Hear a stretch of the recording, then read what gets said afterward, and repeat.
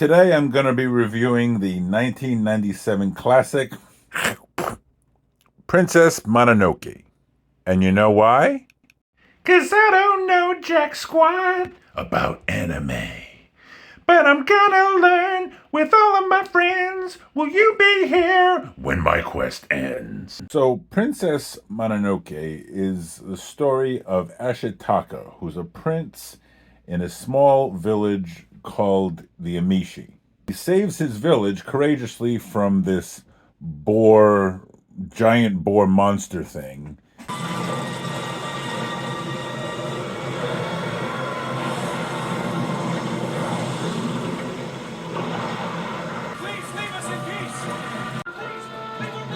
And suffer as I suffer. That messes up his arm.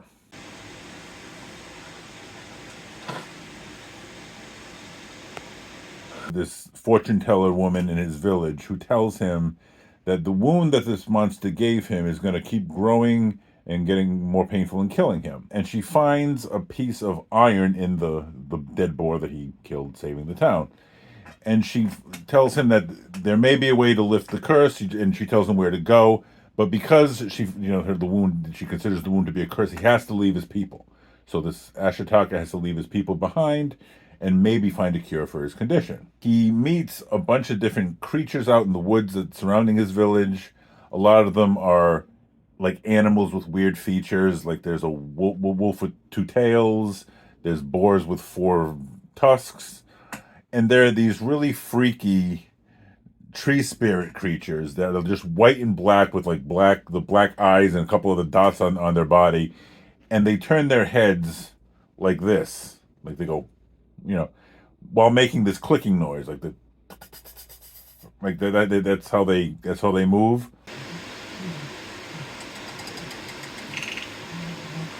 He's a tree spirit. The reason I noticed them, I love weird, freaky stuff. I like Tim Burton. I'm a big Tim Burton fan and stuff like that. That's what they remind me of. And I know I've seen them in Newbury Comics once or twice. I never saw this movie until recently, but definitely some little Newbury comic Tim Burton characters mixed in here.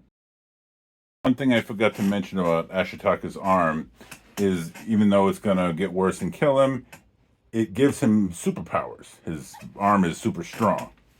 So when he shoots people with an arrow, he shoots people in the head or in the arm with the arrow, and their limbs just come off, or the guy's head just comes off.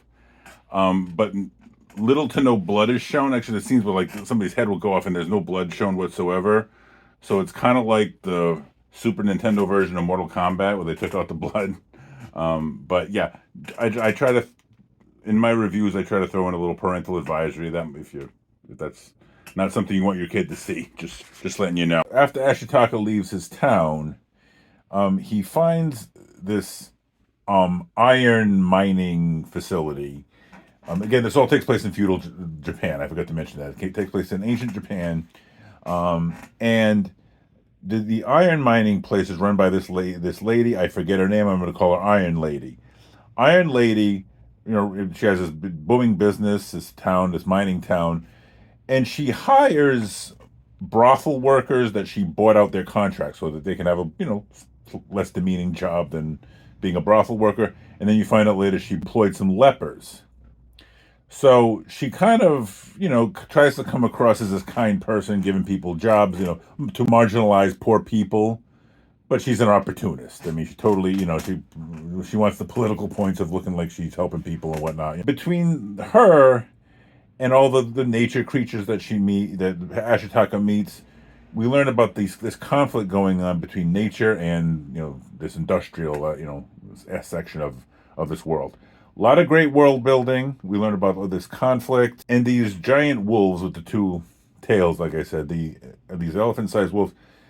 There's a girl who was adopted by them years ago, and she's, she considers herself a wolf because she was raised by them and so forth.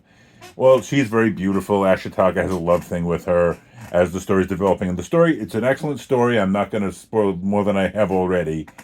But the story very much unfolds, and you see more of this world and the conflict between them, and then I guess there's a big battle at the end because that's every movie.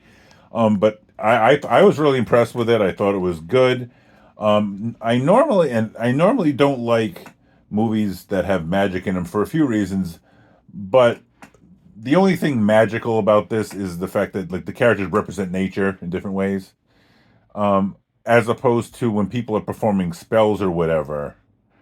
Sometimes they'll say magic. You have to explain it in the story, and I often lose interest. They're explaining what the magic words mean and stuff like that.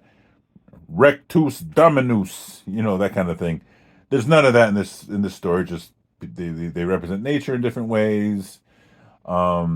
Hatred is something that poisons you and makes you a demon. See that's I can understand those metaphors. I liked everything about it. I'm gonna give it 5 creepy tree demons out of 5. Yeah, I really really liked it. Thanks for watching this video. Feel free to like, subscribe, and comment any suggestions you may have for future animes that I should watch and review. And as always, this video is sponsored by Turtle Rocket Books, top shelf quirky sci-fi that takes place in the same literary sci-fi multiverse.